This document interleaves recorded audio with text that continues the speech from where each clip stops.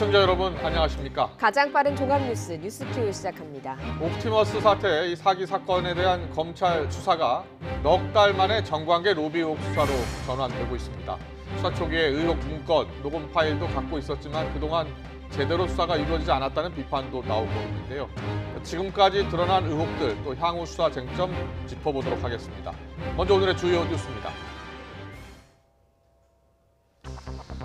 4.15 총선 선거법 위반 사건의 공소시효가 오늘 만료되면서 검찰이 현직 의원을 잇따라 기소하고 있습니다.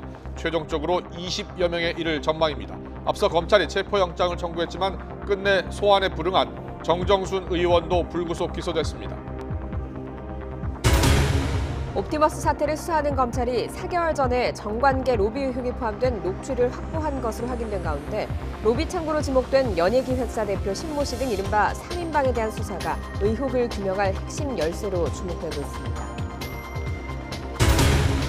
부산 만덕동 요양병원에서 발생한 대규모 집단 감염의 여파로 국내 신규 확진자가 110명으로 늘었습니다. 오늘 새벽 요양병원 확진자 1명이 추가로 숨진 가운데 확진자는 더 나오지 않았습니다. 유럽과 미국을 중심으로 코로나19가 급속히 재확산하는 가운데 프랑스가 3개월 만에 다시 비상사태를 선포하고 4주간 통행 금지령을 발동하기로 했습니다. 앞서 이탈리아도 음식점 영업을 제한하는 등 각국이 다시 비상 방역 체제에 돌입하고 있습니다. 가을철 이사 수요가 늘어나고 있는 가운데 이번 주에도 서울의 아파트 전셋값이 올라 68주 연속 상승세를 이어갔습니다. 반면 매매 가격은 보합세를 유지한 가운데 강남구가 18주 만에 하락세로 돌아섰습니다. 월성 원전 1호기 조기 폐쇄에 대한 감사 결과 의결이 지연되면서 논란이 벌어진 가운데 최재형 감사원장은 이르면 다음 주 월요일에 공개하겠다고 밝혔습니다. 감사 결과에 따라 큰 파장이 예상되고 있습니다. 네, 뉴스큐 먼저 국정감사 소식부터 전해드리겠습니다. 지금도 여야가 국정감사에서 충돌하고 있는데요. 오늘은 문재인 정부의 탈원전 정책을 둘러싼 공방이 치열하게 펼쳐지고 있습니다. 최재형 감사원장이 월성 원자력 발전소 1호기 조기 폐쇄 감사 결과가 곧 나올 것이라고 밝혀서 주목이 집중됐습니다. 국회 연결해서 자세히 알아봅니다. 최민기 기자. 네, 국회입니다. 네, 최재형 감사원장이 월성 원전 1호기 조기 폐쇄 감사 관련해서 언급을 했어요. 뭐라고 얘기했습니까? 네, 오늘 감사원을 대상으로 한 법제사법위원회에서는 이 월성 원전 1호기 조기 폐쇄 적절성 감사 결과에 대한 질의가 잇따랐습니다. 이 보고서 의결이 지연된 이유가 쟁점이었는데요. 이 최재형 감사원장은 이 자리에서 이 원전 조기 폐쇄에 대한 적절성에 대한 감사 결과를 1년이 지나도록 제공하지 못한 점에 대해서 죄송하다며 먼저 고개를 숙였습니다. 그러면서 현재 쟁점에 대한 합의가 다 이루어진 상태라며 내일쯤이면 감사위원들이 최종 합의에 이를 수 있을 것으로 본다고 밝혔습니다. 이에 따라 이르면 다음 주 월요일, 늦어도 화요일이면 감사 결과를 공개할 수 있을 거라고도 답했습니다. 이 앞서 감사원은 감사 착수 1년이 넘은 지난 13일에 이 보고서 심의 의결을 시도했지만 이 결론을 내지 못해 그 배경에 대한 여러 추측만이 무성했습니다. 이에 대해 최 원장은 이 사안이 복잡한 문제가 얽힌 데다 이 산업부 공무원들의 자료 삭제 등 감사 저항도 많았다고 설명했습니다. 또 이번 감사를 둘러싸고 정부 여당과 사퇴사를 포함해 이 갈등이 불거진 데 대해서도 핍박이라 생각하지 않는다며 이 감사원이 중요한 사항을 균형 있게 다뤄달라는 염려로 받아들였다고 밝혔습니다. 오히려 감사위원들의 다양한 의견을 정치적 성향으로 단정짓는 것에 동의하지 않는다며 이를 자꾸 거론하는 것도 감사원과 감사 결과에 대한 국민 신뢰를 현저하게 훼손시키는 문제라고도 강조했습니다. 네, 오늘 라임 옵티머스 사태를 포함해서 여러 쟁점 사안을 두고도 여야 공방이 치열했다고요.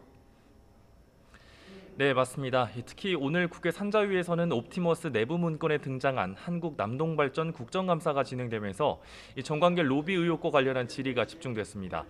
앞서 남동발전은 지난 3월 옵티머스 김재현 대표와 해외 발전 사업을 논의했고 이후 18일 만에 관련 사업에 적격 판정을 내려 논란이 불거졌습니다. 국민의힘은 옵티머스 문건에 등장한 남동발전과의 사업 논의가 실제 있었다는 점을 강조하며 이례적으로 신속히 적격 판정이 내려진 과정에 의혹을 제기하며 화력을 집중했습니다. 국민의힘 이철규 의원은 사업 정보를 입수하고 한 달 남짓 만에 적격 심사를 받는 과정을 보면 이 통상의 남동발전 사업개발 과정과는 다르다며 그 과정에 누군가의 추천이나 면담은 없었냐고 질의했습니다. 이에 유학열 남동발전 사장은 구체적 사업 제안은 이보다 앞선 지난 2월 25일에 받아 실제로 투자 심의 판정까지는 30여일 정도 시간이 걸린 것이라고 해명했습니다. 그러면서 언론에 이현재 전 경제부총리와 관련이 있다는 보도가 나와서 자신도 놀랐다며 그 어떤 전화가 오거나 접촉한 적이 없다고도 강조했습니다. 민주당은 이 같은 유 사장의 해명에 힘을 실어주며 의혹 확산을 적극 차단하고 나섰습니다. 민주당 정태호 의원은 옵티머스 문제는 단순 사기 사건이라며 이를 권력형 비리로 몰고 가려는 정치적 공세가 국민을 피곤하게 한다고 맞불을 놓았습니다. 권익위원회에서는 추미애 장관 아들 특혜에 대한 내용이 나왔다고요? 어떤 겁니까? 네, 권익위를 대상으로 한 정무위원회 국감에서는 이 추미애 장관 아들의 군병가 특혜 의혹이 쟁점으로 떠올랐습니다.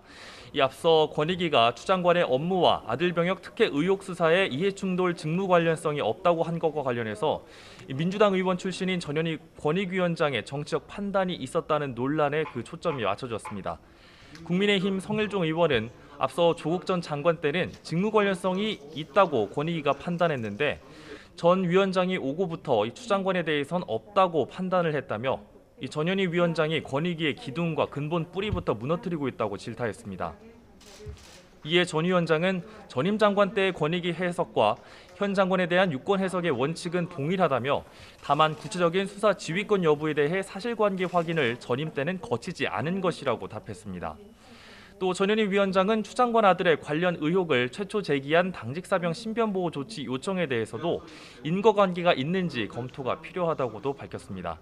이와 함께 절차가 너무 오래 걸리면 안 된다는 야당의 지적에 대해서도 공감한다며 신고자를 신속하게 보호할 수 있도록 제도 개선을 추진하겠다고도 설명했습니다. 지금까지 국회에서 YTN 최민기입니다. 옵티머스 펀드 사기 사건과 관련해서 단순한 회사 자문 역할만 했다던 양호 전 고문이 회장 집무실과 개인 비서까지 둔 것으로 확인됐습니다. 특히 당시 비서는 함께 고문을 맡아서 로비를 벌였다는 의혹이 제기된 이현재 전 경제부총리 측의 소개로 채용된 것으로 드러났습니다. 이종원 기자가 단독 취재했습니다. 지난 13일 국회 정무위원회 국정감사장, 나라은행장을 지낸 양호 전 옵티머스 고문과 김재현 옵티머스 대표 측이 나눈 통화 내용이 공개됐습니다.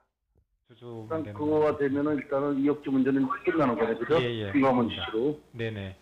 잘 됐네. 예. 이 장관 제가 월요일날 4시에 만나 있거든요. 네네. 괜히 뭐 이쯤 부탁할 필요가 없잖아, 그죠? 네네, 맞습니다. 통화 시기는 2017년 11월로 이혁진 문제는 이혁진 전 대표와 김 대표와의 경영권 분쟁을, 이 장관은 이현재 전 경제부총리로 해석됩니다. 통화에선 이런 표현도 등장합니다. 다음 주 금강원 가는데 거기서 뭐 VIP 대접해준다고. 양 전 고문은 이 통화가 있기 2달 전 옵티머스 최대 주주에 오른 인물로 내부에선 회장으로도 불렸지만 그동안 펀드 운용 등은 아는 게 없다며 단순한 자문 역할을 하는데 그쳤었다고 해명해왔습니다. 그러나 YTN 취재 결과 별도로 마련된 회장 집무실에 출근하고 개인 비서까지 제공받은 사실이 확인됐습니다. 당시 비서 A씨는 검찰 조사에서 주로 양 회장에게 컴퓨터 사용법이나 휴대전화 사용법을 알려주고 차를 타주는 일이 주요 업무였다며 간단한 자금 집행도 담당했었다고 진술했습니다. 특히 양 전 고문과 이현재 전 경제부총리와의 각별한 친분을 알 수 있는 사실도 증언했습니다. 이현재 전 부총리의 비서로 일하던 친구가 소개해줘 양호 회장의 비서로 면접을 보고 입사했다고 검찰에 진술한 겁니다. 이 시기는 이 전 부총리가 옵티머스 고문으로 이름을 올리기 전이었습니다. 애초 양호 회장 비서로 입사했던 A씨는 지난 2018년 9월쯤 양 회장이 고문으로 역할을 바꾼 뒤엔 김재현 대표의 비서로 최근까지 일해왔습니다.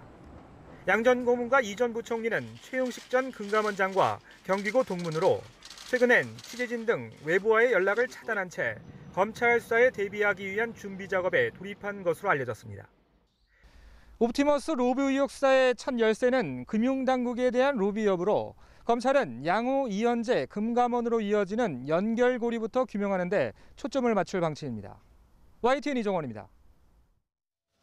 지난 4.15 총선의 선거법 위반 사건 공소시효가 오늘로 끝납니다. 시효 만료를 앞두고 선거법 위반 혐의로 현직 의원들이 무더기로 기소됐습니다.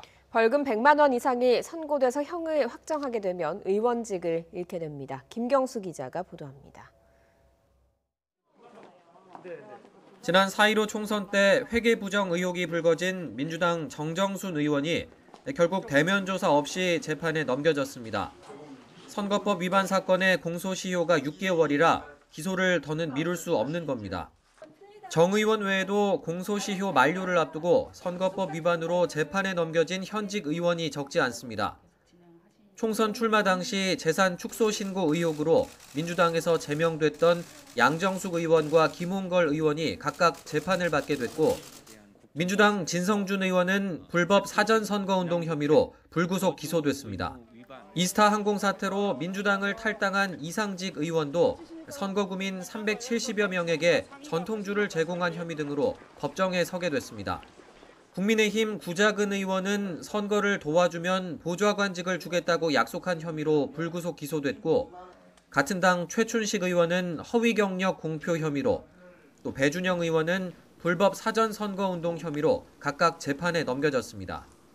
재산 축소 신고 의혹이 불거진 국민의힘 조수진 의원이나 한바브로커 유상봉 씨와 짜고 안상수 전 통합당 의원을 허위 고발한 혐의를 받는 윤상현 의원은 아직 기소 여부가 확인되지 않았습니다. 선거법 위반으로 기소되거나 수사 중인 의원들은 20여 명인데 재판에서 100만 원 이상 벌금형이 확정되면 당선 무효로 의원직을 잃게 됩니다. YTN 김경수입니다. 박덕흠 무소속 의원이 건설협회 부정채용과 가족회사 비리 의혹 등으로 추가 고발당했습니다. 민생경제연구소 등은 오늘 오전 서울중앙지검 앞에서 기자회견을 갖고 박 의원을 업무방해와 배임수재 등의 혐의로 추가 고발한다며 검찰에 신속하고 대대적인 수사를 촉구한다고 밝혔습니다. 이들 단체는 박 의원이 과거 대한전문건설협회장으로 재직할 당시에 자신의 조카와 출신 학과 교수의 딸, 가족 소유의 건설사 간부 아들 등을 협회에 부정 채용했다고 주장했습니다. 박근혜 정부 당시 보수단체를 불법 지원한 이른바 화이트리스트 사건으로 재판에 넘겨진 김기춘 전 대통령 비서실장이 실형을 확정받았습니다. 대법원은 오늘 직권남용 권리행사 방해 혐의로 기소된 김 전 실장의 제3고심에서 징역 1년을 선고한 원심 판결을 확정했습니다. 가수 고 구하라 씨를 폭행하고 협박한 혐의로 재판받아온 전 남자친구 최종범 씨에 대해서 실형이 확정됐습니다. 다만 구 씨의 신체를 동의 없이 촬영했다는 혐의에 대해서는 대법원도 무죄라고 판단했습니다. 조성호 기자가 보도합니다.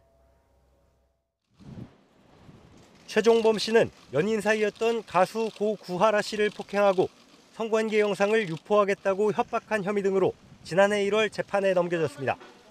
1심은 징역형의 집행유예를 선고했지만 2심은 구 씨에게 돌이킬 수 없는 상처를 줬다며 징역 1년의 실형을 선고하고 법정 구속했습니다. 다만 1, 2심 모두 최 씨가 동의 없이 구 씨의 신체를 촬영한 혐의는 무죄로 판단했습니다. 대법원 판단도 다르지 않았습니다.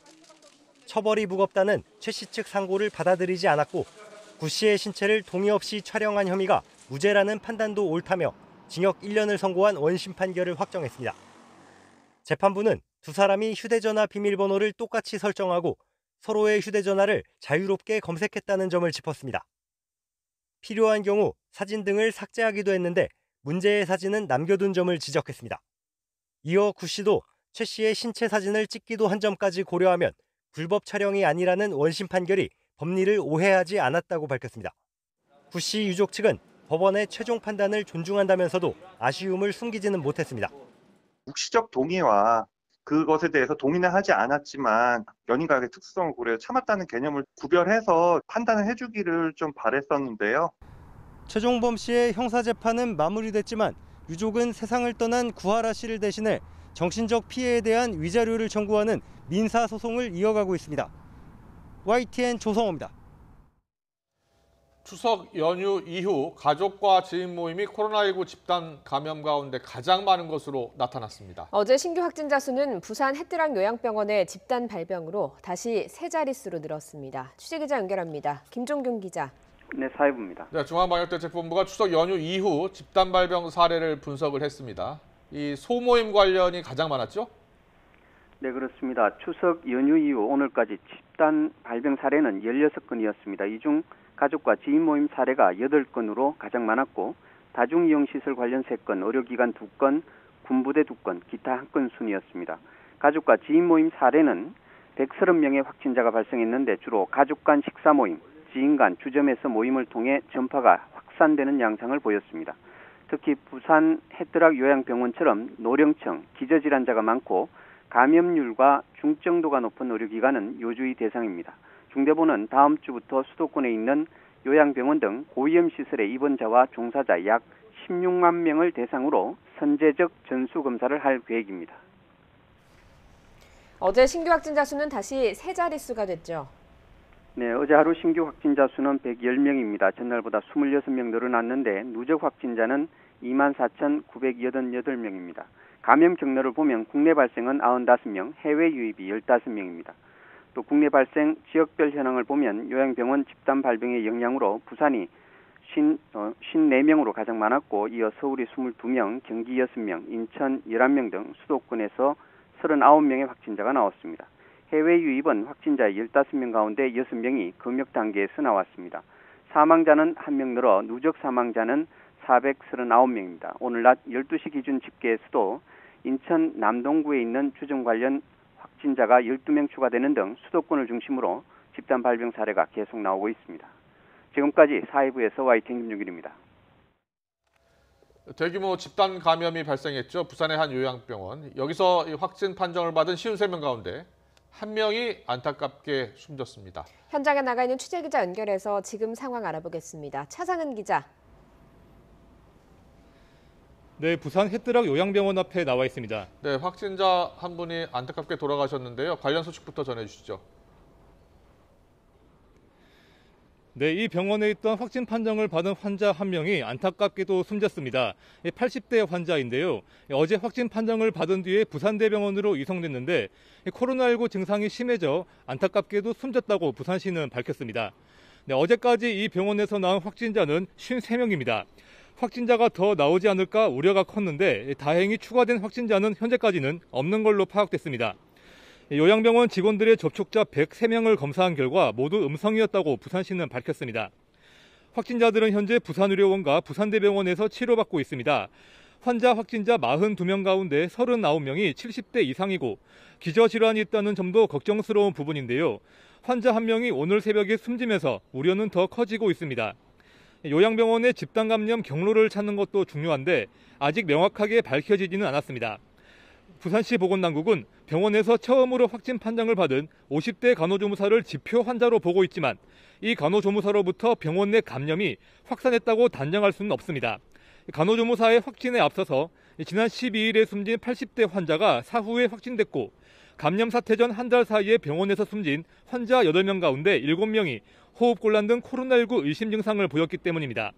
역학조사가 진행 중인 상황이라 단정할 수는 없지만 현재로선 외부 활동이 가능한 직원들에게서 감염이 퍼졌을 가능성이 커 보입니다. 병원이 위치한 부산 만덕동 일대에서 확진자가 속출한 상황과도 관련성이 있을 거로 추정됩니다. 어제 긴급 대책회의를 연 부산시는 만덕동을 비롯해 부산 지역 모든 요양병원을 대상으로 진단검사를 진행하기로 했습니다. 애초에 오늘까지였던 만덕동의 집합 제한 명령은 2주간 연장됐습니다. 지금까지 부산 해뜨락 요양병원 앞에서 YTN 차상입니다.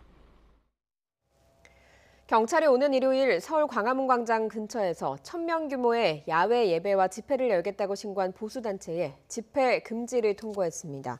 서울 종로경찰서는 어제 집회를 신고한 8.15 시민비상대책위원회에 집회금지 통보서를 전달했습니다. 감염병 확산 위험이 있다는 서울시 판단에 따른 조치입니다.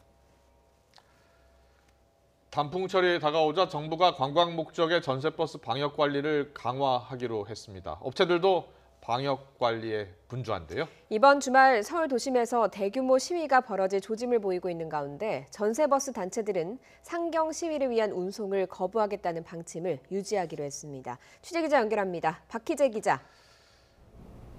네, 저는 인천에 있는 열린 고속관광 차고지에 나와 있습니다. 네, 그곳 현장 상황 자세히 전해주시죠. 네, 이곳 전세버스 차고지에 제 뒤로 보이시듯이 버스가 줄줄이 서 있습니다. 차고지에는 모두 버스 20대 정도가 있는데요. 버스 앞으로 보이시듯이 이 관광이나 투어라고 적힌 이 버스들은 모두 관광 목적의 차량들입니다. 코로나19 여파가 이어지면서 운행 횟수가 크게 줄었는데요. 제가 이곳에 이른 아침부터 나와 있었는데 이곳 차고지를 빠져나간 차량은 단 2대 정도밖에 되지 않습니다. 더 나아가서 지난 2월 이후로 한 번도 이곳 차고지를 빠져나가지 못한 차량들도 있는데요.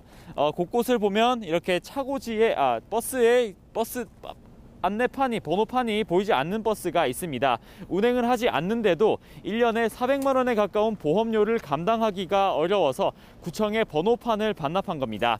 그래도 운행을 하는 버스 차량들을 대상으로 이제 가을철 단풍 관광을 앞두고 소독 작업이 이루어지고 있는데요.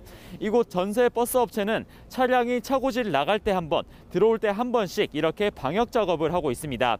최근에 사회적 거리두기가 1단계로 완화된 가운데 단풍이 물들면서 전세 버스를 빌리는 관광객들이 조금씩 늘 것으로 보입니다. 이런 상황을 고려해 방역 당국이 가을철 여행과 관련해 강화된 지침을 내놨습니다. 방역 당국은 단풍 절정기인 오는 17일 토요일부터 다음 달 15일까지 한 달을 방역 집중관리 기간으로 정하고 가을철 여행 방역관리 대책을 발표했습니다.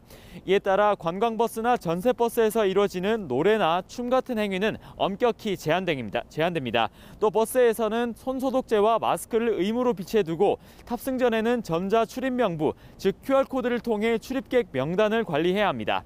운전기사들은 탑승객들에게 마스크를 착용하고 대화하거나 음식물 섭취를 자제하라고 안내하고 잘 지켜지는지도 확인하도록 했습니다. 단체 여행을 떠날 경우 모임 대표자나 인솔자 등을 방역 관리자로 지정해 관리를 강화하도록 했습니다. 이에 대해 전세버스 단체 측은 광역 관리 목적과 취지 자체는 공감하지만 현재까지 전세버스에서는 확진자가 나온 사례가 한 건도 없었고 음주 가무도 선제적으로 금지하도록 조치했다며 방역 우려 대상으로 지목한 데에는 유감을 표했습니다. 그러면서 지금까지 해왔던 대로 버스 안 방역을 비롯해 출입 명부 작성에 대해 심혈을 기울여서 탑승객들의 불안을 덜겠다고 말했습니다. 특히 이번 주말에 서울 도심 곳곳에서 다시 대규모 시위가 벌어질 조짐을 보이고 있는데요. 전세버스 등을 이용해 각 지역에서 상경하는 단체들이 있을지를 두고 이 우려가 큰 가운데 전세버스 단체에서는 손실을 감수하고서라도 운송을 거부한다는 방침을 유지한다고 밝혔습니다. 지금까지 인천에 있는 연립 고속관광 차고지에서 YTN 박희재입니다. 오늘 아침 산간에 이어 내륙 기온이 처음으로 영하권으로 떨어졌습니다. 춘천에는 첫 서리가 내렸는데 추위가 지난해보다 일찍 찾아오는 것으로 보입니다. 정혜윤 기자의 보도입니다. 출근길 거리 풍경이 하루 사이에 가을에서 초겨울로 바뀌었습니다. 패딩과 외투, 머플러까지 등장했습니다.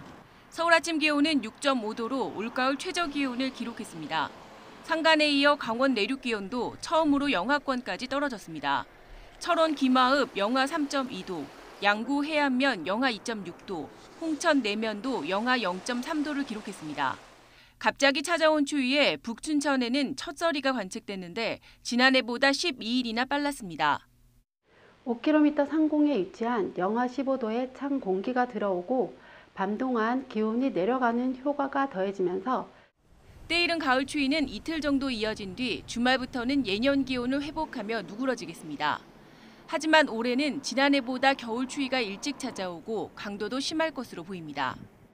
올해는 북쪽에서 한기가 남하하면서 겨울 추위가 일찍 시작될 것으로 보이고 겨울 추위는 아직 강도를 예측하기는 어렵습니다.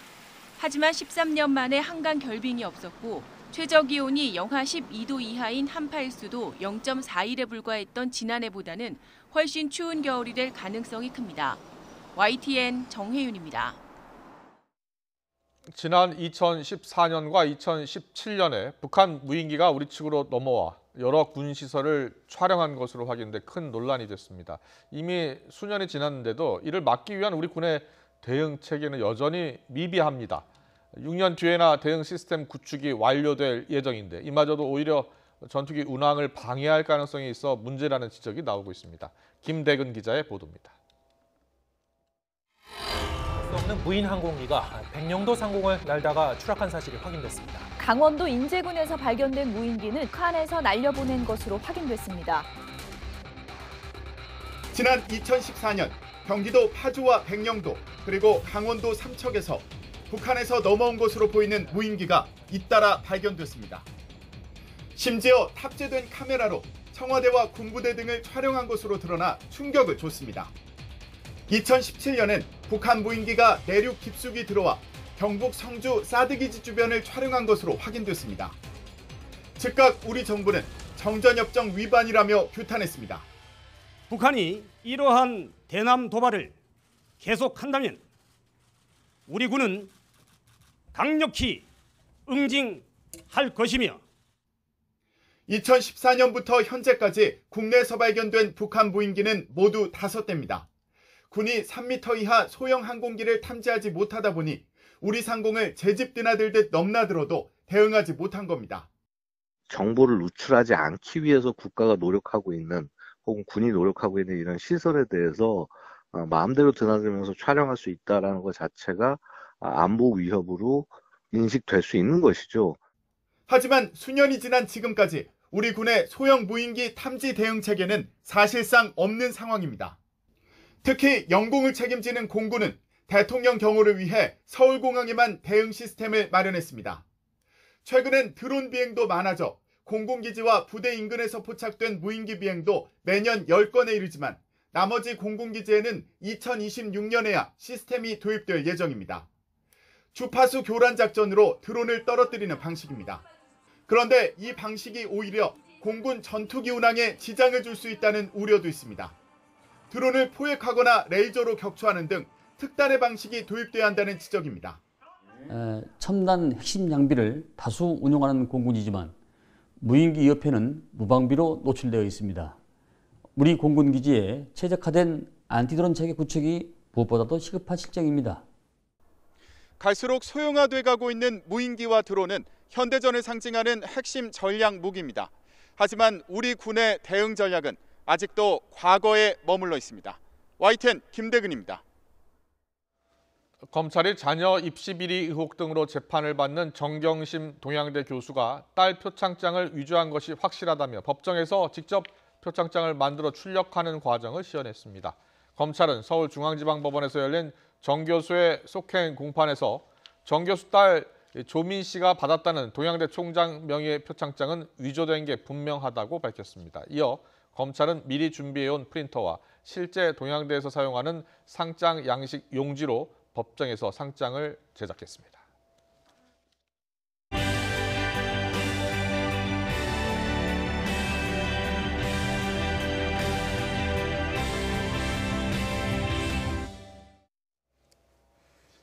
코로나19 속에 더 힘겨운 이웃들을 돌아보는 연속 보도입니다. 무인 결제 시스템 항균 필름.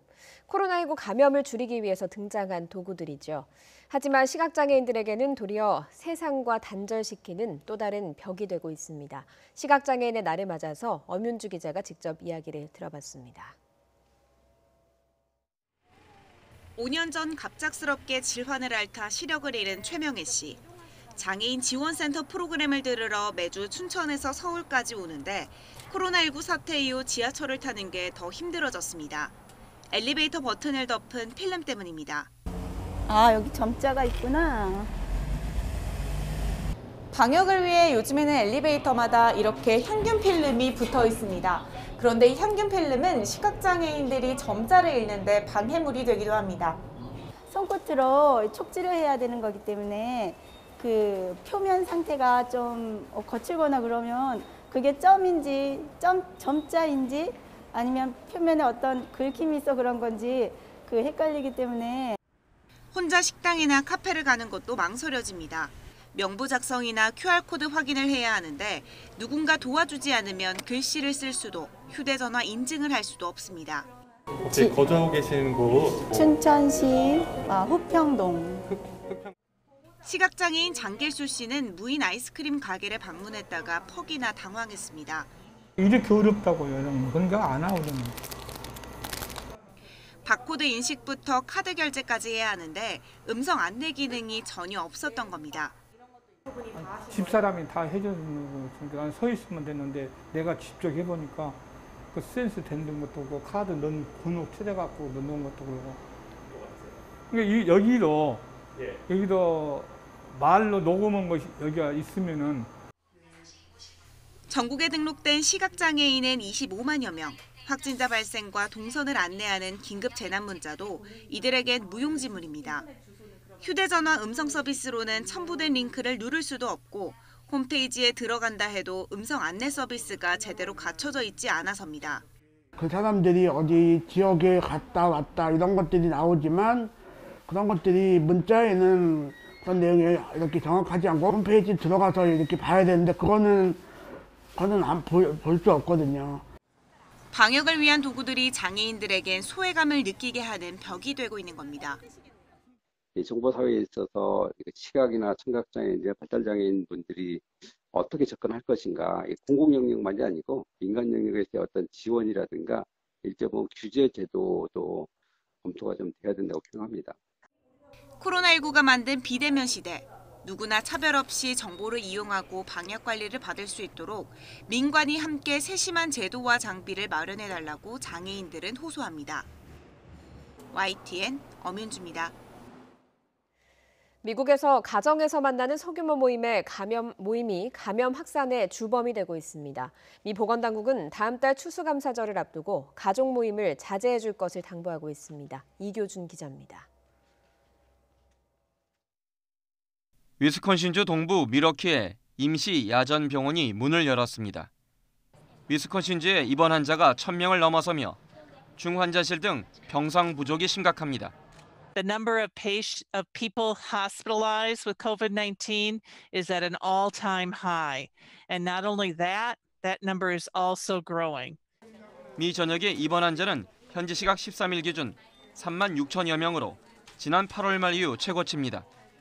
신규 확진자는 최근 일주일간 하루 평균 5만 명 이상 늘 정도로 가파른 증가세입니다. 한 달 전보다 50% 가까이 증가한 것입니다. 세계보건기구도 이 같은 감염 재확산 속도를 예의주시하고 있습니다. We're now seeing an increase in the number of reported cases of COVID-19, especially in Europe and the Americas.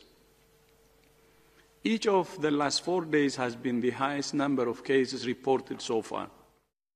미국 질병통제예방센터는 최근 급속한 재확산의 원인으로 가정 내 소모임을 지목했습니다. 로버트 레드필드 질병통제예방센터 국장은 최근 점차 증가하는 위협은 사실 소규모 가정 모임을 통한 전염이라고 경고했습니다. 코로나19 상황이 심상치 않은 가운데 미국 최대 명절인 추수감사절이 다가오면서 미 보건당국이 바짝 긴장하고 있습니다. 미국 보건 전문가들은 가정에서 지속적인 경각심을 갖는 것이 중요하다며 추수감사절 때 화상 모임을 권고하고 있습니다. YTN 이교준입니다. 독일에서 하루 신규 확진자가 6,600명이 넘게 나와서 역대 최다치를 기록했습니다. 우리나라의 질병관리청격인 독일 로베르트 코흐 연구소 집계 결과 코로나19 신규 환자가 6,638명 발생한 것으로 전해졌습니다. 이는 지난 3월 말에 6,200명을 넘어선 겁니다. 무더기로 환자가 나온 부산시 북구 만덕동 요양병원에서 입원 환자 한 분이 또 사망했습니다. 고령의 기저질환을 앓는 환자가 대부분이어서 치료와 관리에 비상이 걸렸습니다. 최근 입원 환자 가운데 사망자가 잇따른 데다 환경이 감염에 취약했다는 정황도 나오고 있습니다. 유재복 해설위원과 함께 알아보겠습니다. 어서 오세요. 네. 어제부터 이제 요양병원 환자 발생 상황 자세히 전해드리고 있습니다. 지금까지 확인된 환자는 53명이고요. 확진 환자 가운데 안타깝게도 오늘 한 분이 숨을 거뒀다고요? 네, 오늘 오전 4시에 사망을 했고요. 이분은 80대 환자시고 기저질환을 앓고 있었습니다. 그러니까 지금 이 확진 환자 가운데 80대 이상이 29명이고요. 90대 환자도 8명 정도 있는 것으로 지금 알려져 있습니다. 치명률을 보게 되면 50대까지는 평균 치명률 그러니까 1% 미만인데 60대부터 이제 치명률이 올라가기 시작해서 80대 이상은 20%가 넘습니다. 그러니까 굉장히 위험한 상태고요. 이 병원은 현재 확진 환자 가운데 절반 이상이 80대라는 것을 보면 앞으로 이 병원에서 이 확진 환자의 건강 그리고 중증으로 가는 것을 어떻게 막느냐 이것이 이제 상당히 중요한 과제가 될 것 같고요. 어제 전체 검사받은 사람이 278명이고 이 가운데 53명이 확진을 받았고 나머지는 음성을 판정이 나왔죠. 1차. 그리고 요양병원에서 이 요양병원에 이제 종사하는 사람들의 접촉자 103명을 다 검사했는데 일단은 음성이 나왔습니다. 그렇지만 지금 이 병원의 그 환자 가운데 현재 그 잠복기 환자가 상당히 있을 것으로 예상이 됩니다. 그리고 이 병원은 코호트 격리라고 해서 동일 집단 격리에 들어갔는데 그것은 무슨 말이냐면 확진 환자들은 부산 의료원이나 부산대 병원으로 다 이제 옮기게 되죠. 그분들은 이제 거기 가서 치료를 받거나 중환자실에 들어가게 되고요. 나머지 이제 음성 판정을 받은 분들을 일정 공간을 비워놓고 그 공간을 완전히 소독한 뒤에 그 공간 안에서 같이 생활하도록 하는 겁니다. 그러니까 동일 집단 격리의 뜻은 외부의 전파를 막는 것이지 내부 감염을 막는다는 뜻은 아니거든요. 그렇기 때문에 이분들은 앞으로 최소한 2주 정도 격리하면서 수시로 검사를 계속 받게 됩니다. 그럼 그 과정에서 양성 판정을 받는 그런 사례들이 과거에 여러 차례 있었습니다. 이 병원은 현재의 과제는 첫 번째는 사망 환자를 막는 것, 그리고 두 번째는 추가 양성 판정 환자를 어떻게 줄일 수 있는지 이 두 부분을 좀 집중해야 될 것으로 보입니다. 네, 추가 양성 환자가 나오지 않는 것이 지금 중요한 시점이긴 한데 사실 한 달 사이에 병원에서 호흡 곤란으로 8명이 사망했고 이 중에 4분이 또 같은 병실에 쓴 것으로 알려져 있거든요. 이미 병원 내에서 좀 감염이 확산한 게 아닌가 하는 정황들도 나오고 있어요. 지금 이제 이 병원은 지난 2달 동안은 외부인과 접촉하거나 외부인이 출입한 적이 한 번도 없습니다. 특히 이 환자들은 대부분 이제 연세가 많고 기저질환이 있는 분들이기 때문에 외부에 나가시기도 상당히 힘든 상황이거든요. 그렇다면 현재 추정으로는 누군가 그 간병인 또는 그 의료진들, 종사자들은 출퇴근을 하고 있기 때문에 그로 인한 감염이 아닌가 이런 이제 예측들이 현재는 가능한데 어제하고 오늘 사이에 새롭게 나온 것은 이 병원에서 한 달 사이에 8명이 사망을 했다는 것. 그리고 이분들이 대부분 다 호흡곤란 증세로 사망을 했다는 것이고요. 그다음에 지난 12일에 사망한 분과 같은 병실을 쓴 4분이 사망을 했다는 것. 그리고 이분들이 전부 호흡곤란으로 사망했다는 것. 호흡기 쪽이 안 좋아서 사망을 했다는 것이거든요. 그렇다면 지금 이제 아쉬운 것은 이렇게 호흡기 질환, 그러니까 이 코로나19와 유사한 증상을 보이는 환자들이 사망에 이르렀는데 그것도 여러 명이 왜 병원에서는 이런 부분들을 한 번쯤 코로나19를 의심하고 검사를 하지 않았는지 이 부분이 상당히 이제 아쉽고 이분들이 지금은 어떻게 확인할 방법은 없지만 역학조사 과정에서 이분들이 다 코로나19의 증상을 가졌다고 판단이 된다면 이 병원은 이미 내부의 코로나19의 전파가 상당히 광범위하게 일어났을 가능성이 매우 높다. 이런 것이죠. 그리고 또 하나 이제 오늘 새롭게 드러난 것은 이 환자들이 대부분 3인에서 6인실을 썼다는 겁니다. 그리고 중증 환자들은 9인실을 썼다는 것이죠. 왜냐하면 이 병원이 요양병원인 관계로 의사가 5명밖에 없고요. 의료 종사자가 많지 않습니다. 몇 명 되지 않거든요. 그러니까 돌보는 사람들이 그러다 보니까 아무래도 한 병실에 환자들이 여러 명 있게 돼요. 왜냐하면 이 재활병원은 거의 모든 그 생활을 다 누군가가 도와줘야 되거든요. 그래서 첫 번째로 감염이 됐던 간호조무사도 사실은 지난 12일에 사망한 그 확진 환자를 하루 종일 거의 전담해서 돌봤다는 겁니다. 그럴 수밖에 없는 상황이거든요. 그렇다 보니 한 병실에 많은 사람이 들어갈 수밖에 없는 거고. 그렇기 때문에 병상의 간격이 굉장히 좁았다는 게 이제 1차 조사에서 나왔거든요. 그래서 방역 당국도 이 병원은 감염에 그 취약한 구조를 가지고 있다. 내부의 그 환경이 이런 쪽으로 좀 추정이 가능하거든요. 그러니까 정황들이 나오는 겁니다. 얼마나 이 병원이 감염에 취약했고 그다음에 관리가 허술했는지가 이제 점점 드러나고 있는 그런 상황인 것이죠. 그리고 어제도 잠깐 설명을 드렸었는데 요양병원 이 바로 앞에 같은 이름의 요양원이 있었어요. 의료진은 왔다 갔다 하지 않았고 환자들이 두 곳을 오갔을 가능성이 있다라는 말씀을 해주셨는데 어떻게 됐어요? 확인을 해봤습니까? 주민들의 진술이에요. 주민들이 이제 바로 앞에 햇드락 요양원이라는 곳이 있고 환자들이 이제 이렇게 왔다 갔다 했다는 주민들이 이제 증언이 있어서 질문들이 이어졌는데 오늘 이제 해명한 것은 이름은 같이 쓰지만 법인이 다른 곳이다. 그러니까 엄연히 다른 곳이다라는 것이고요. 이제 내부의 인적 교류는 없었다는 겁니다. 근데 최근에 병원에서 요양원으로 옮긴 환자는 있었다고 하는데 예. 어제 이제 제일 먼저 이 요양원의 환자와 종사자를 전수 검사를 했는데 일단은 모두 음성이 나왔습니다. 예. 두 병원 사이에 왜냐하면 이제 걱정이 이 요양병원과 요양원이 이제 동시에 감염이 되게 되면 굉장히 큰 집단 감염이 이루어질 수 있거든요. 예. 그렇기 때문에 큰 문제가 될 수 있는데 일단은 이제 모두 음성이 나왔다는 것이고요. 그 다음에 또 하나 이제 의문이 제기됐던 것이 여기에 일하던 그 종사자 가운데 한 명이 모델하우스를 방문했는데 그 모델하우스에 수백 명이 모여 있었다는 그런 이제 얘기들이 있거든요. 그래서 그런 부분도 현재 역학조사가 이루어지고는 있습니다. 그런데 어쨌든 외부 전파가 일어난다면 이것도 이제 큰 문제가 되는 것이니까요. 이 부분에 대한 조사도 지금 진행되고 있습니다. 예. 어제 부산에서 요양시설 집단 감염이 나타나면서 방역당국은 수도권의 요양시설들을 좀 전수조사하겠다라는 계획을 발표했는데 부산시가 독자적인 검사 계획을 발표했고 이 요양병원이 있는 만덕동 일대 요양시설을 검사했는데 그 결과가 나왔다고요. 네, 이제 어제는 만덕동 일대의 요양병원, 그다음에 요양원 전수 검사를 했죠. 1,431명 이제 전원 음성이 나왔습니다. 다행히 음성이 나왔고요. 그다음에 이제 오늘은 만덕동이 포함된 북구 전체를 지금 검사를 하고 있습니다. 그리고 다음 주는 이제 부산 전역에 있는 요양병원, 정신병원, 요양원, 주야간 보호센터 이렇게 해서 한 500곳 이상을 이제 전수 검사를 하겠다는 것이거든요. 이런 식으로 해서 이제 부산의 이른바 이제 요양 시설들은 점수 검사를 할 예정이고요. 수도권의 검사는 이제 별개로 이루어지고 있는 것입니다. 예, 알겠습니다. 그리고 이제 독감 백신 이야기 해보겠습니다. 어제 여기 나오셔서 12살 이하 어린이들이 지금 무료 백신을 맞지 못하고 있다. 네. 그래서 걱정이다라는 말씀 해주셨는데 방역 당국이 어떻게 하기로 했습니까?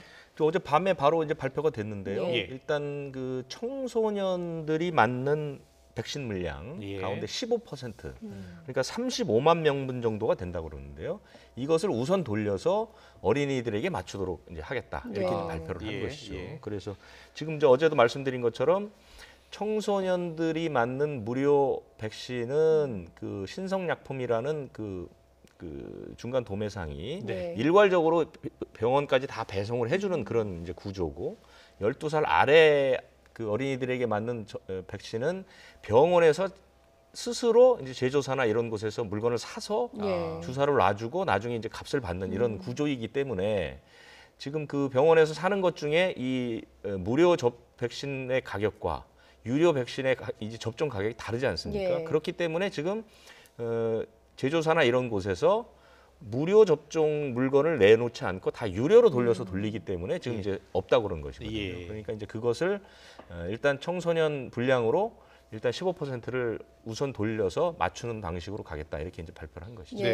이 독감 백신 무료 접종 현황도 나왔는데 이게 무슨 뜻입니까? 실제로 돈을 내고 무료 백신을 맞은 비율이 3%를 넘는다라는 보고가 나왔어요. 그러니까 어제 전체 무료 접종 대상자가 1,900만 명 정도 되잖아요. 근데 이제 어제까지 기준으로 했을 때 어제 0시 기준으로 보니까 한 330만 명 정도가 맞았습니다. 그러니까 17% 정도가 지금 맞았는데 지금은 다 이제 그런데 그 가운데 이제 무료 접종으로 받는 그러니까 어린이들이 맞는 것들은 다 무료잖아요. 그러니까 0세부터 18세까지 그 무료로 맞은 그 숫자가 330명 정도 되는데 이 가운데 유료로 맞은 사람이 24만 8천 명 정도가 되니까 한 3.1% 정도가 유료로 맞았다는 거예요. 무료 대상인데 유료로 맞았다는 것이죠. 이것은 이제 예년에 없던 일입니다. 왜 그러냐면 여러 차례 말씀드린 것처럼 지금 백신에 문제가 두 건이 발생을 해서 이것에 대한 불안감 같은 게 상당히 높기 때문에요. 그래서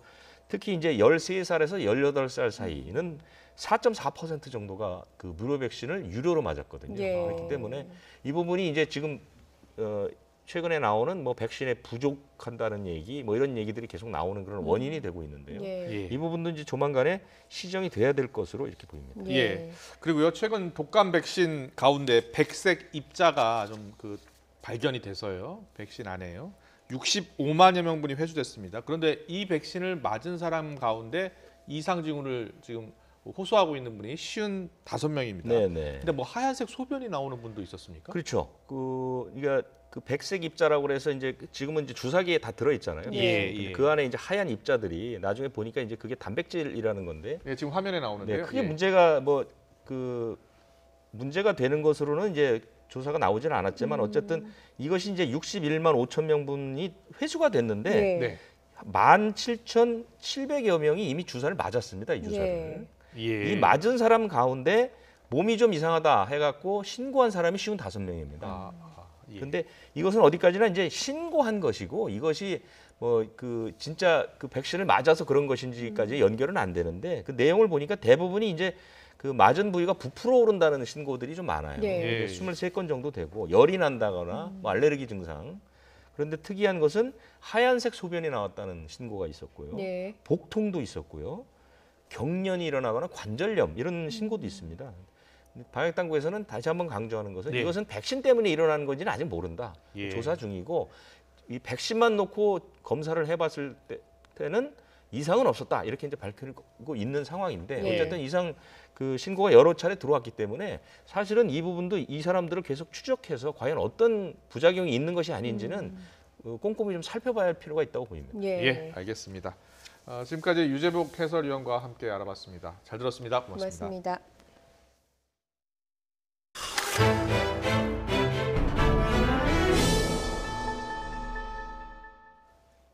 서훈 청와대 국가안보실장이 미국을 전격 방문했습니다. 이미 백악관 안보보좌관을 만났고요. 폼페이오 국무장관과도 약속이 잡혀 있습니다. 청와대는 한반도 정세와 한미 양국 현안에 대한 협의가 목적이라고 밝혔지만 구체적으로 어떤 논의가 이뤄지고 있는지 전격적인 방미 배경에 관심이 쏠리고 있습니다. 홍선기 기자입니다.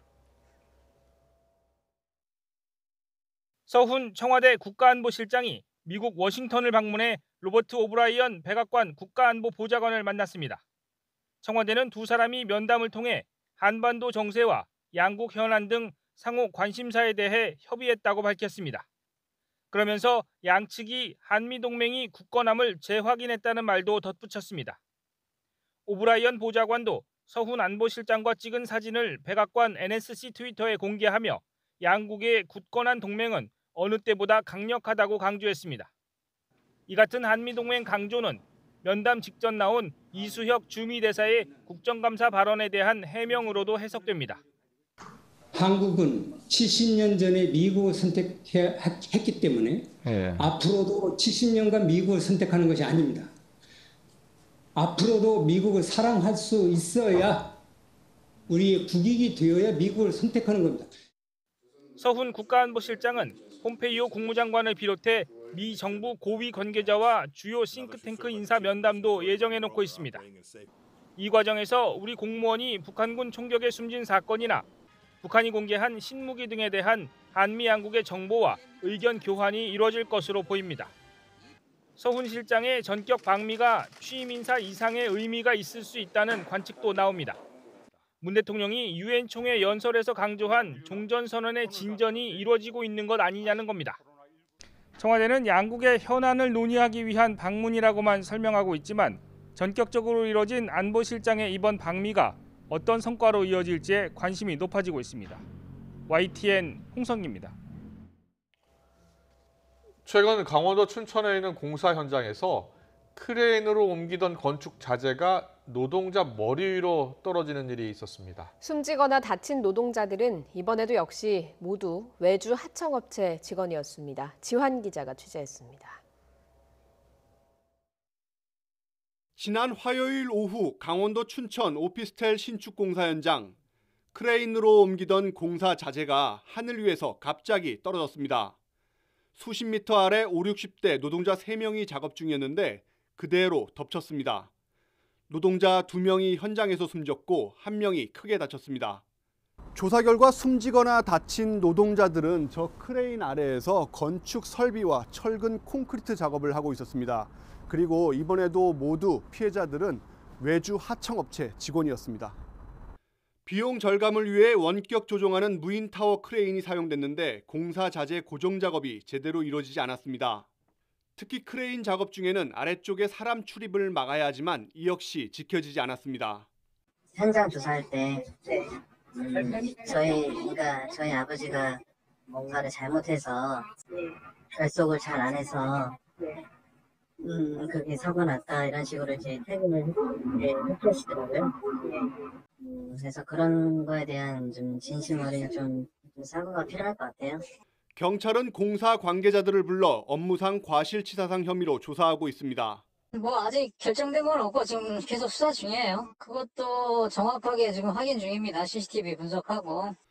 최근 3년간 전국 건설공사 현장 사망자 1,585명 가운데 낙하물 등에 맞아 숨진 경우는 128명, 노동자가 떨어지는 사고 다음으로 많았고 특히 피해 노동자 가운데 상당수는 비용 절감을 이유로 위험을 물려받은 외주 하청업체 직원이었습니다. YTN 지원입니다. 최근 3년 동안 수도권에서 9억 원 넘는 주택을 산 미성년자 대부분이 본인 예금이나 상속 증여를 통해서 자금을 마련한 것으로 나타났습니다. 더불어민주당 소병훈 의원이 국토교통부에서 잡은 자료를 보면 2018년 이후 수도권에서 9억 원 넘는 주택을 산 미성년자는 14명으로 이 가운데는 2018년생 만 2세 어린이도 있었습니다. 이 어린이는 자신이 태어난 해에 서울 압구정동 아파트를 12억 4,500만 원에 구입하면서 9억 7천만 원을 자기 명의 예금으로 지불했습니다. 홍남기 경제부총리 겸 기획재정부 장관이 임대차법 때문에 서울 마포 전셋집을 비워주게 된 데 이어서 경기도 의왕 아파트 매각 과정에서도 임대차법에 발목을 잡혔습니다. 부동산 업계에 따르면 2주택자였던 홍 부총리는 정부 방침에 따라 경기 의왕 아파트 한 채를 팔기로 하고 지난 8월 매매 계약을 체결했습니다. 하지만 이후 기존 세입자가 계속 거주하겠다며 임대차법에 따른 계약 갱신 청구권을 행사하면서 계약 파기 위기에 몰렸습니다. 국민의힘 주호영 원내대표는 홍남기 부총리가 이른바 전세 난민이 될 상황에 처한 것과 관련해서 법이 잘못됐다는 것을 느끼고 있느냐고 비판했습니다. 주 원내대표는 오늘 당 비대위 회의에서 정부는 임차인의 권리가 강화됐다고 강변만 할 것이 아니라 사과하고 보완책을 찾아야 하는데 지금 보완해도 혼란을 일으킬 수 있어서 어찌해야 할지 모르는 상황이라고 밝혔습니다. 공기업인 한전 사장은 공직자윤리법에 따라 3천만 원 이상의 주식은 백지 신탁을 하도록 돼 있습니다. 다만 해외 주식의 경우 예외인데요. 현재 한전 사장은 외국 기업의 주식 11억 원어치를 보유하고 있는데 공교롭게도 취임 뒤 업체가 한전으로부터 60억 원이 넘는 규모의 사업을 따낸 것으로 확인됐습니다. 김주영 기자입니다. 한국전력 김종갑 사장은 취임 전 외국계 전기전자기업의 한국법인 대표를 7년 가까이 지냈습니다.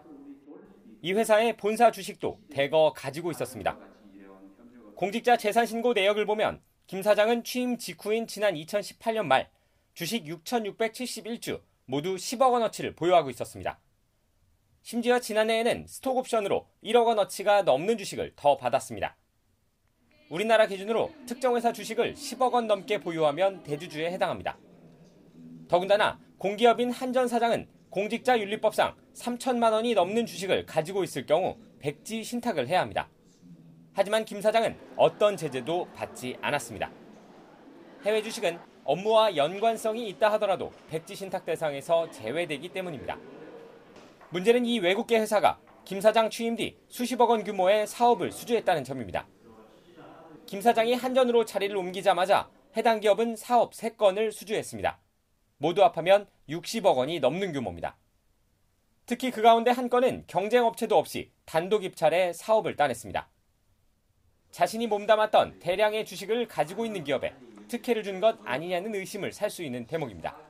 한전 사장으로 있으면서 특정 기업에 사실은 대주주로 있다는 자체가 계약의 문제가 아니고요. 사실은 이해 충돌에 관련된 부분이 당연히 있을 거라고 생각을 하고요. 오해 소지는 충분히 있다고 생각을 합니다. 한전 측은 정상적인 국가계약 방식에 따라 적합하게 사업 수주 계약을 한 것이라고 해명했습니다. 공익과 사익의 이해 충돌을 방지하겠다며 만들어 놓은 공직자윤리법. 하지만 헐거운 법조항 사이사이로 빠져나갈 구멍은 여전하다는 평가입니다. YTN 김주영입니다. 지난주 구속돼 경찰 조사를 받던 디지털 교도소 1기 운영자가 검찰로 넘겨졌습니다. 혼란을 끼쳐 죄송하다면서도 범행을 반성하는 모습은 없었습니다. 성범죄자 형량 조정이 필요하다고 느꼈다면서 자신의 행동을 정당화했습니다. 이윤재 기자가 취재했습니다. 모자와 마스크로 얼굴을 가리고 건물을 빠져나오는 남성. 지난 8일 구속된 디지털교도소 1기 운영자 30대 A씨입니다. A씨는 성범죄자나 살인 피의자 등의 신상 정보를 인터넷 사이트인 디지털교도소와 SNS에 공개해 명예를 훼손한 혐의를 받고 있습니다. A씨는 무리를 일으켜 죄송하다면서도 범행을 반성하지는 않았습니다. 왜 처음에 범행하신 거예요? 성범죄라든가 진화형 범죄에 대한 형량 조정이 필요하다고 느꼈습니다. 오히려 허위 정보를 올리기 전까지는 본인에게 그럴 만한 자격이 있었다는 듯 말하는 뻔뻔함을 보였습니다. 본인이 그걸 하실 자격이 있다고 판단하신 건가요, 그러면? 허위 사실이 몇 건 나오면서 자격을 상실했다고 생각하고 있습니다. 사건을 검찰로 넘긴 경찰은 A씨에게 정보를 제공한 사람들이 100명 안팎인 거로 보고 이들에 대한 수사를 진행하고 있습니다. 피의자에게 정보를 제공한 조력자들에 대한 수사를 시작하여 정보를 제공하는 과정에서 유혹행위가 드러난 경우 적극 입건할 예정이고 2기 운영자에 대해서도 수사를 진행하여 조속히 검거하도록 할 예정입니다. 또 디지털교도소 2기 운영진이 텔레그램에 있는 또 다른 신상정보 공개 대화방인 주홍글씨 운영진과 같은 인물인 거로 보고 수사력을 모으고 있습니다. YTN 이윤재입니다.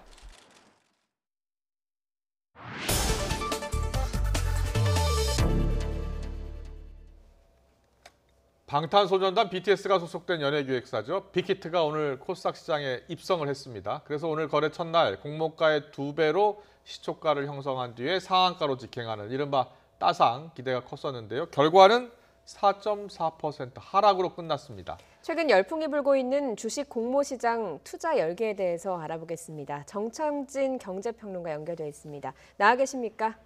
네, 안녕하십니까? 네, 안녕하세요. 자, 네. 빅히트 공모가가 13만 5천 원이었고요. 네. 따상을 하면 35만 1천 원이 되는데 오늘 네. 종가를 보니까 25만 8천 원입니다. 오늘 네. 주가 흐름이 어땠습니까? 네, 뭐 여러분들 이제 잘 아시겠지만은 공모가는 13만 5천 원이었고요. 예. 이제 이 공모가로 시작을 해서 오전 8시 반부터 이제 9시 동시호가 사이에서 시초가가 결정이 되는데요. 예. 시초가는 90%에서 200%입니다. 그러니까 모든 뭐 공모주들이 다 더블로 시작되는 건 아니라 어떤 공모주는 90%, 그러니까 10%가 떨어질 수도 있고요. 이제 최대치는 200%, 이제 속칭 더블로 시작을 하게 되는데 네. 할 수도 있는데 이 빅히트 엔터테인먼트 같은 경우에는 이제 13만 5천 원에 200%, 이 더블인 27만 원으로 일단은 시작을 했고요. 예. 바로 오늘의 이제 27만 원의 상한가 30%를 또 오르면서 이제 35만 1천 원까지 가게 됐습니다. 네. 여기까지 분위기는 좋았는데요. 그러나 그 다음부터 상한가가 바로 풀렸고요. 예. 이후에 뭐 10% 상승률, 5%, 8% 하다가 아예 이제 마이너스로 돌아서게 돼서 결과적으로 오늘 종가를 보면 마이너스 4.44% 하락한 25만 8천 원으로 거래를 마감했는데요. 예. 일단 마감 종가로 보면 시총이 8조 7,300억 정도가 됩니다. 이 코스피의 약 35위권 정도가 되고 오늘 하루 거래 대금은 약 1조 9천억. 그러니까 이 개인 투자자들의 이 빅히트에 대한 관심은 뜨거웠다, 이렇게 분석할 수 있겠습니다. 예. 그런데 오늘 그 시초가보다 오히려 좀 빠지면서 기대감보다는 좀 풀려버렸는데 네. 방탄소년단 오늘 빌보드 뮤직 어워드에서 4년 연속 톱 소셜 아티스트상을 수상했거든요. 호재가 있었다고 네. 볼 수 있는데 반등이 네. 없었고 빠졌습니다. 어디에 이유가 있었다고 보십니까?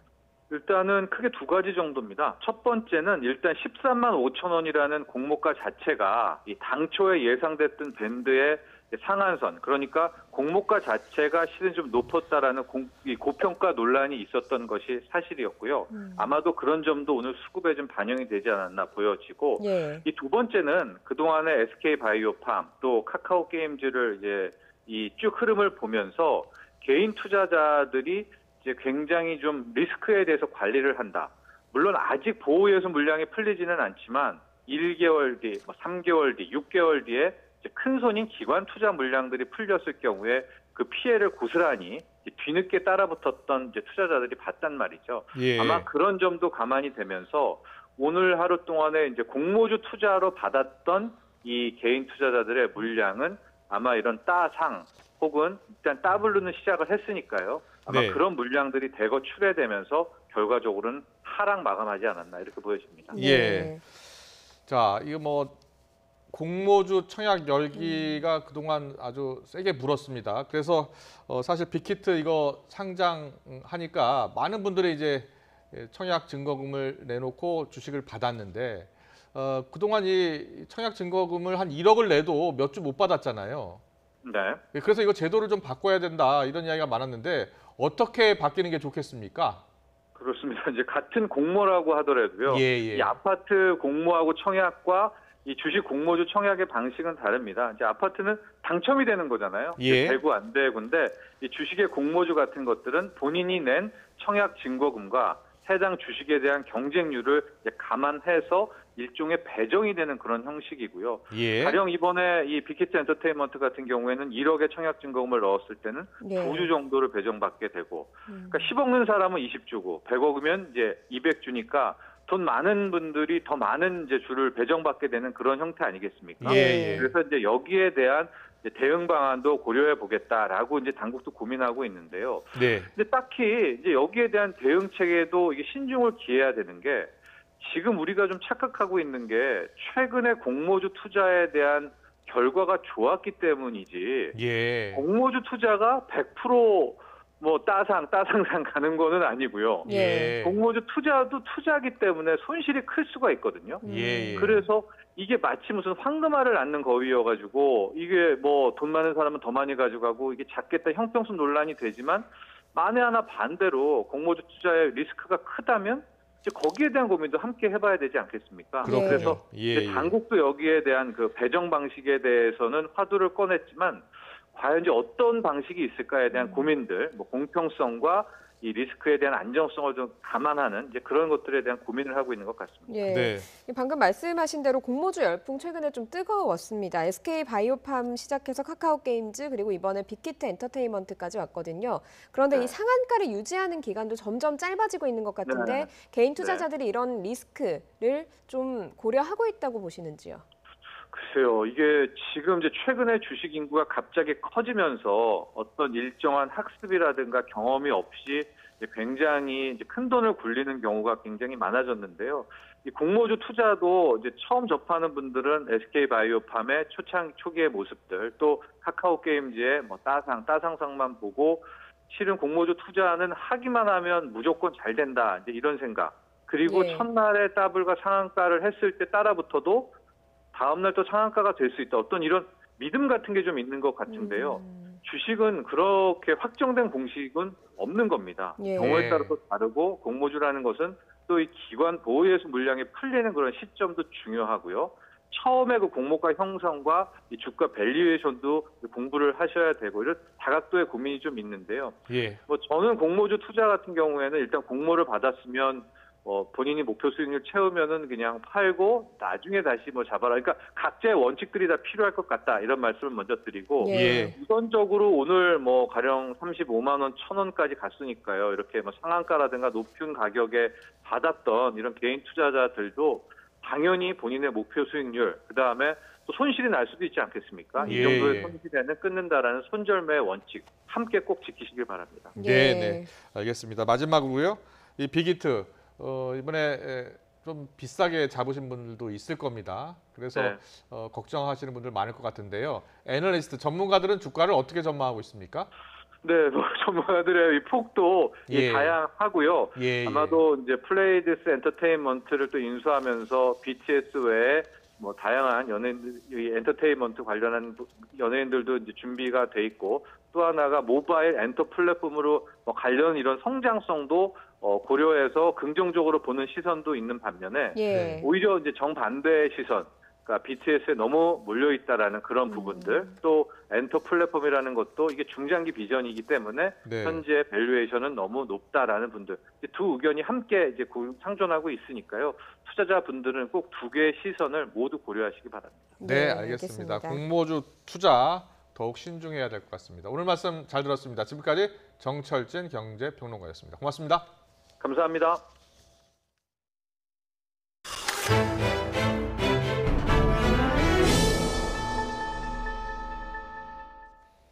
네이버와 CJ 계열사가 지분 교환을 통해서 온라인 유통과 콘텐츠 보급 윈윈 전략에 나섰습니다. 온라인 쇼핑과 물류, 콘텐츠 분야에서 정상급에 있는 두 기업의 전략적 동맹이 얼마만큼의 파급 효과를 낼지 업계의 시선이 쏠리고 있습니다. 박병한 기자입니다.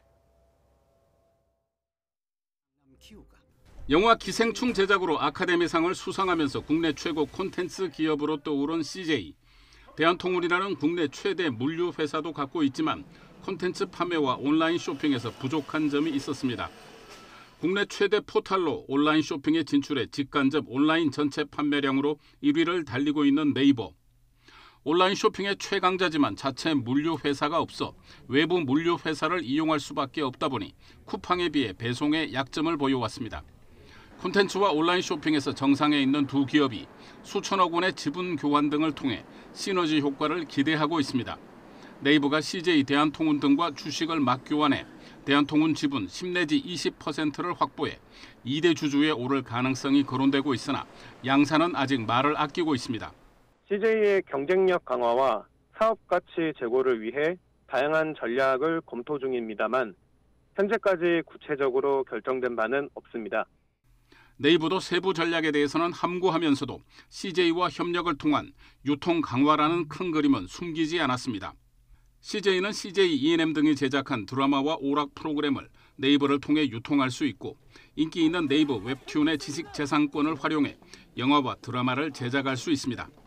네이버는 축구장 16개 면적에 달하는 대한통운의 곤지암 물류센터를 이용해 더욱 신속한 배송을 기대할 수 있습니다. 콘텐츠와 쇼핑에서 정상급인 두 회사의 전략적 제휴에 경쟁사인 카카오와 쿠팡이 긴장하면서 콘텐츠 업계와 쇼핑, 물류업체들 간의 추가 협력 확대도 기대됩니다. YTN 박병환입니다.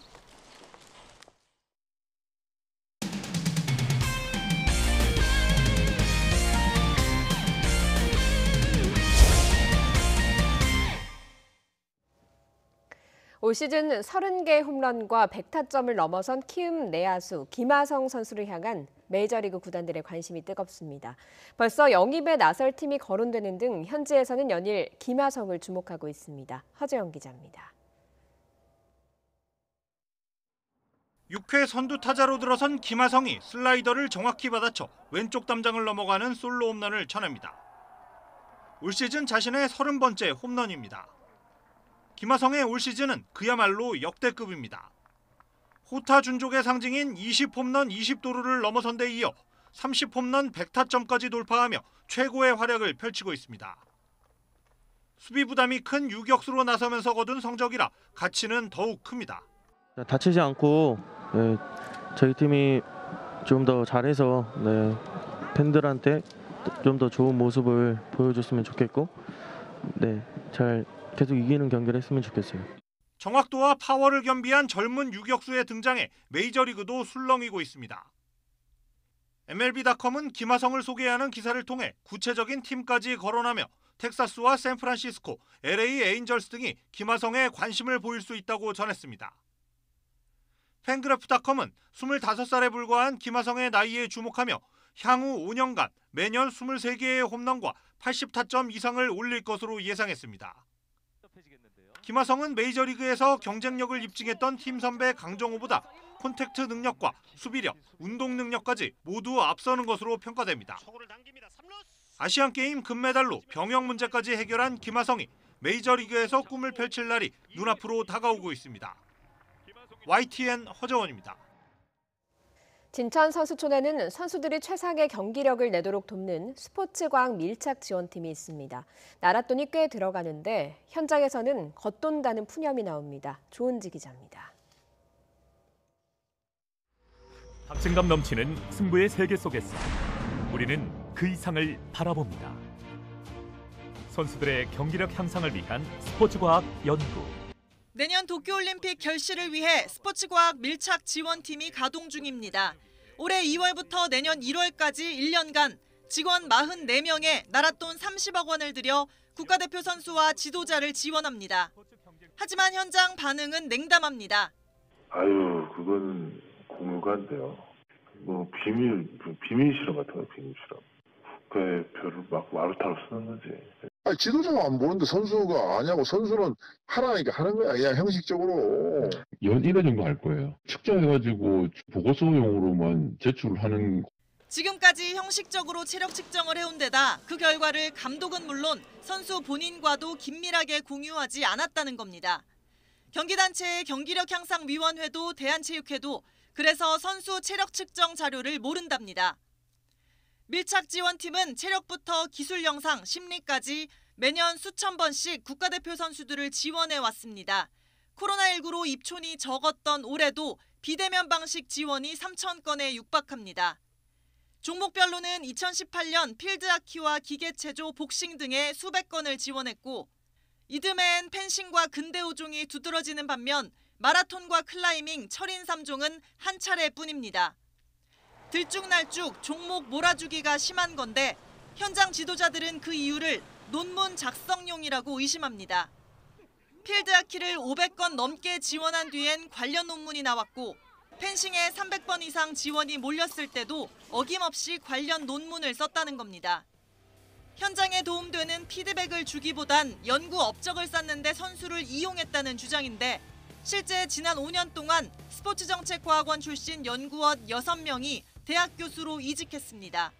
국보급 선수들의 좋은 프로그램을 가지고 좋은 기량을 발휘하게 해주는 역할인데 자기 개인의 사육을 챙기는 그러한 부분들에 있어서 좀 내실을 탄탄하게 해줄 필요가 있다고 생각을 합니다.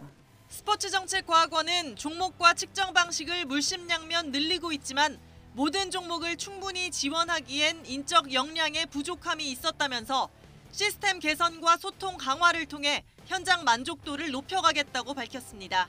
YTN 조은지입니다.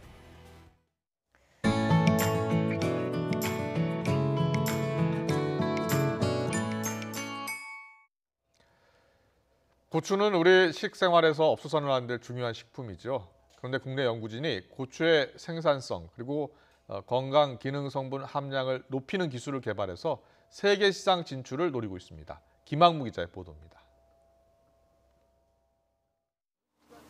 수확기를 맞은 밭의 고추들이 빨갛게 익어갑니다.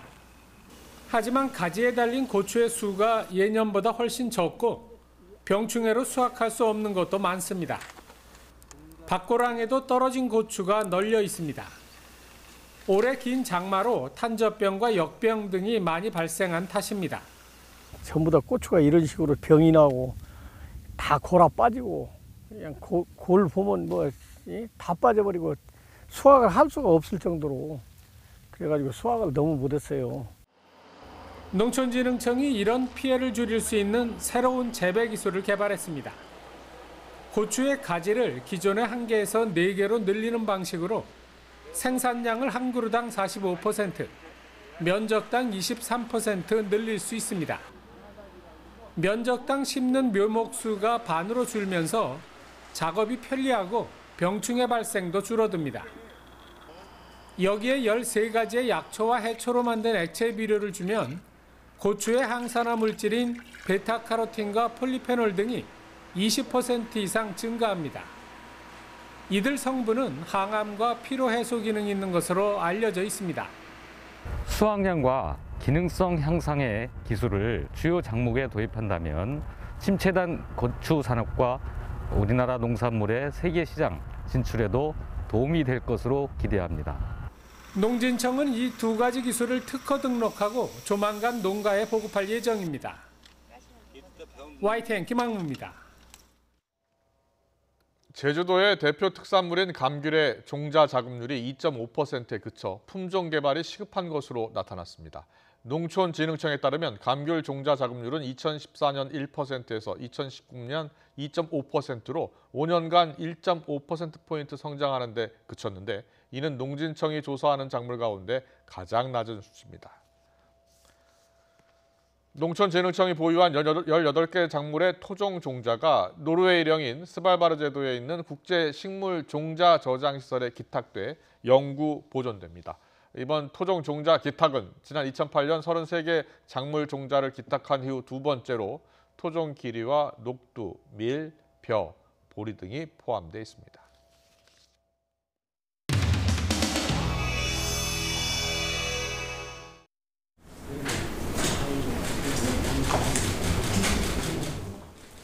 김태년 원내대표의 발언이 있겠습니다. 그냥 대통령 흔들고 정부 흠집 내고 여당 공격하고 이러면 야당 지도자가 될 수 있다.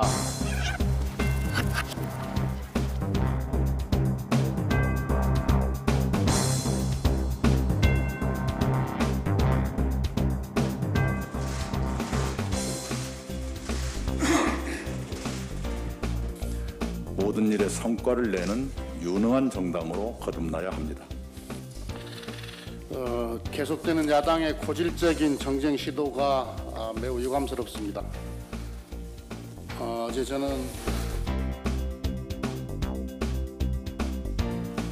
저는 야당에게 라임 옵티머스 금융 사기 사건을 조치할 것을 요청합니다. 이상입니다. 욕하며 인기를 끌고 있습니다. 한국관광공사의 한국의 리듬을 지켜보세요. 자, 왜 반말하세요? 왜 반말하세요? 나이 한 번은 반말 돼요? 아니 왜 소리 지르고 그래요? 위원장님, 요거 마스크 바르는 사람은 마스크를 좀 벗고 해도 되지 않겠습니까? 방송에 갔을 때 마스크를 벗고 하긴 했는데 너무 답답해가지고 바르는 이 뭐 앞쪽은 괜찮고 이쪽에 다 박혀 있기 때문에 어떻습니까? 잠깐이니까 벗고 하셔도 될 것 같습니다. 아니 많이 떨어져 있기 때문에.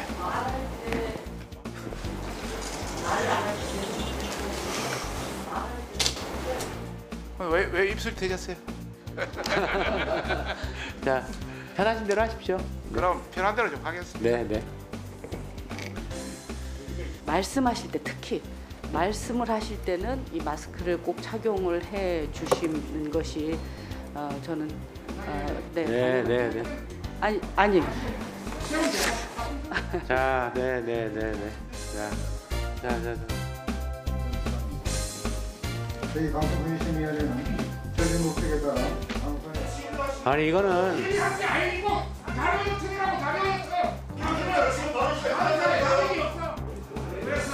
아니 발언 시간이 끝났으니까 빨리 짧게 해주세요. 네, 빨리 짧게 해주세요. 네. 그 자료를 다시 넘겨줬습니다. 간단히 띄워서 실제 이렇게 자료를 제출했기 때문에 내라 이런 차원이지. 혹시 공공 와이파이 사업 확대 재검토할 필요가 있다는 거 한번 생각해 보셨습니까? 안 했습니다. 안 해보셨죠? 예. 밑빠진 어떤 독에 예산 붙는 형태가 진행되고 있다 말씀을 드리고 싶습니다. 결론부터 저는 이것이 상당히 참 사전을 차르니까 또라이는 상당히 어떤 나는 일본 말인 줄 알았더니 우리 순수한 우리말이더라고요. 어떤 똘짓 이런 개념이 아닌가. 정말 우리가 필요할 때 써야 된다.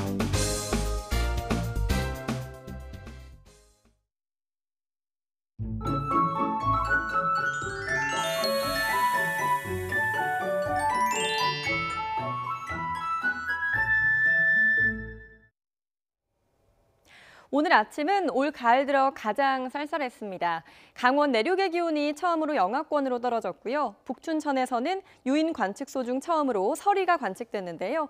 지난해보다 12일이나 빠른 기록입니다. 때이른 추위는 내일까지 이어진 뒤 주말부터 누그러지겠습니다. 내일까지 서울 낮 기온 17도로 예년 수준을 조금 밑돌겠고요. 주말부터는 이맘때 가을 날씨가 이어지겠습니다. 내일 낮 동안 내륙 하늘에는 구름이 많이 끼겠습니다. 제주도는 오전부터 비가 조금 내리겠고요. 경기 북부와 영서 북부에도 밤부터 5mm 안팎의 비가 오겠습니다. 그 밖에 중부지방과 남해안에도 오후 늦게 빗방울이 떨어지는 곳이 있겠습니다. 아침 기온은 예년 수준을 보이며 쌀쌀하겠습니다. 서울과 강릉 10도, 대구 10도, 안동 6도를 보이겠고요. 한낮 기온은 서울 17도, 대전과 청주 19도로 한낮에도 서늘하겠습니다. 당분간 뚜렷한 비 소식 없이 맑은 날씨가 이어지면서 대기는 더욱 건조해지겠습니다. 날씨 정보였습니다. 이어서 저녁 종합뉴스 이브닝 뉴스가 방송됩니다. 시청해주신 여러분 고맙습니다.